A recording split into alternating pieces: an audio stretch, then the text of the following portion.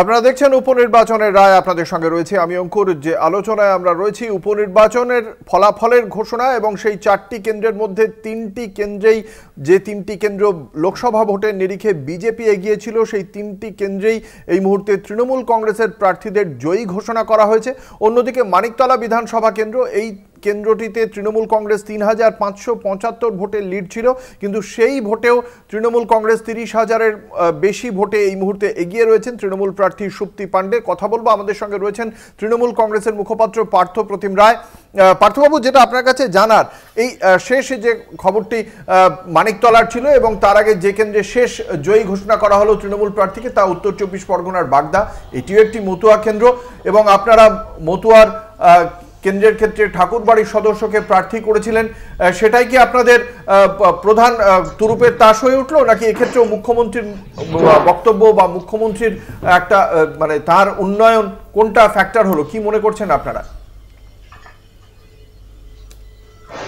দেখুন, জয়ের ক্ষেত্রে মমতা বন্দ্যোপাধ্যায়ের উন্নয়ন বা মমতা বন্দ্যোপাধ্যায়ের কাজকর্ম, তৃণমূল কংগ্রেসের সার্বিকভাবে সংগঠন, সেটা জয়ের একটা প্রধানতম কারণ। কিন্তু প্রার্থী চয়নও এক্ষেত্রে একটা গুরুত্বপূর্ণ ভূমিকা নিশ্চিতভাবে পালন করেছে।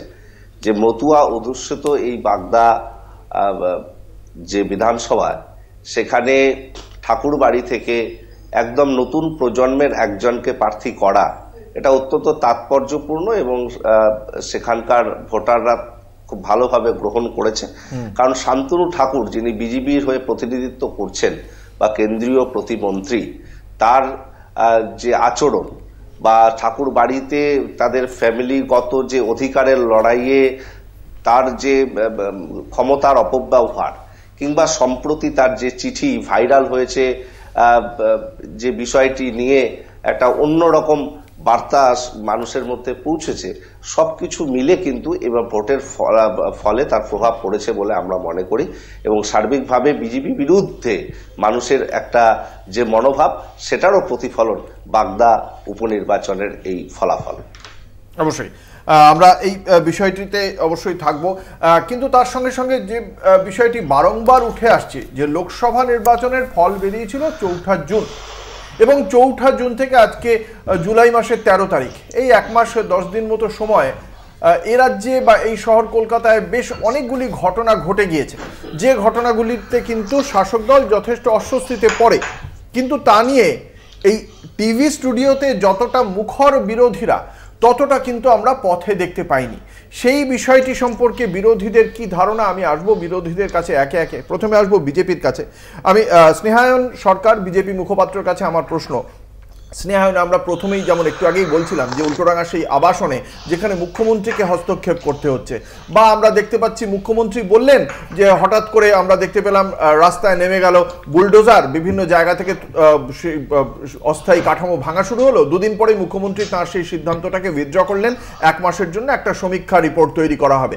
এই যে ইস্যুগুলো যা মানুষকে একদম সরাসরি ছুঁয়ে যায়, তারপরে চোপড়ার ঘটনা, বা তারপরে বিভিন্ন জায়গায় গণপিটুনি, বা তৃণমূল কংগ্রেসের সালিশি সভা জামালপুর, বা এই আড়িয়াদহ, এই যে ঘটনাগুলো, এগুলো নিয়ে প্রধান বিরোধী দল বলে বারংবার দাবি করে আসছে এই 68 বিধায়ক নিয়ে এই মুহূর্তে বিজেপি, কিন্তু তারা রাস্তায় কোথায় নামছে না। দেখো, তাহলে তোমাদেরকে একটু রাস্তায় বেরোতে হবে। অঙ্কুরদা, রাস্তায় বিজেপি ছিল এবং রাস্তায় এই সবকটা ঘটনারই বিজেপি প্রতিবাদ করেছে। কালকেও কামারহাটিতে প্রতিবাদ মিছিল হয়েছে জয়ন্ত সিংদের বিরুদ্ধে, কলকাতা কর্পোরেশন ঘেরাও হয়েছে। ইভেন এই সময়কালে আমরা সিএসসি ভবনের ডেপুটেশন জমা দিয়েছি বিদ্যুতের দাম নিয়ে, এবং এই হকার উচ্ছেদ নিয়ে সিউড়িতে এক জায়গায় আমাদের রাজ্যের জেনারেল সেক্রেটারির নেতৃত্বে সেখানে হকার উচ্ছেদ আটকানোও হয়েছে।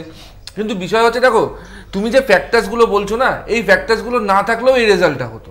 তুমি ভাবো, পশ্চিমবাংলায় যখনই বাই ইলেকশন হচ্ছে, তৃণমূল কংগ্রেস শুধু জিতছে তাই না, তৃণমূল কংগ্রেস একচিটিয়া জিতছে, এরকম টাইপের মার্জিন হচ্ছে। এবার তো তাও মার্জিন অনেক কম হয়েছে, এক একটা জায়গায় বাই ইলেকশনে 1 লাখ 1.5 লাখ করে তৃণমূল মার্জিনে জিতেছে, দিনাটার মতন জায়গাতে।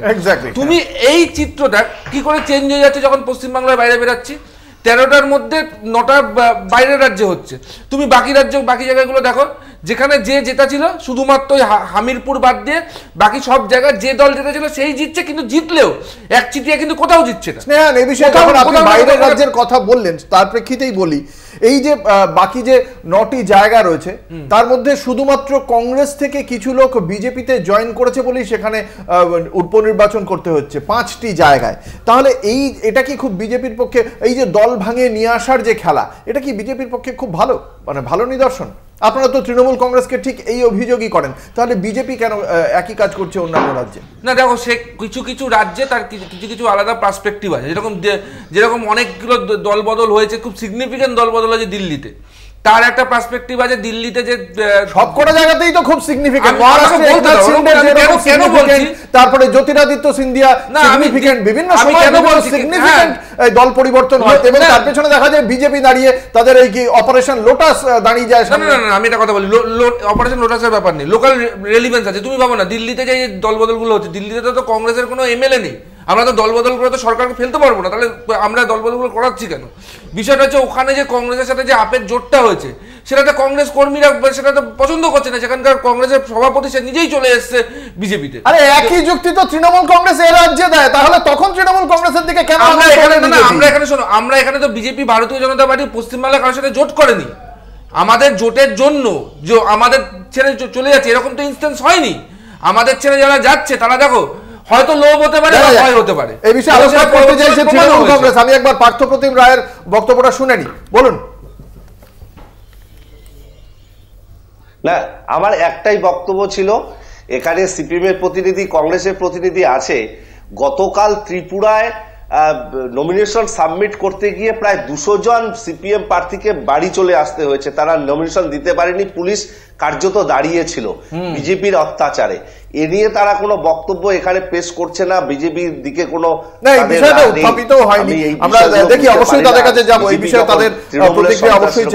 বলে তখন দুর্ভাগ্যজনক মনে হয়। দেখা যাক। আমরা এই মুহূর্তে একবার শুনে নেব কুণাল ঘোষ কি বলছে।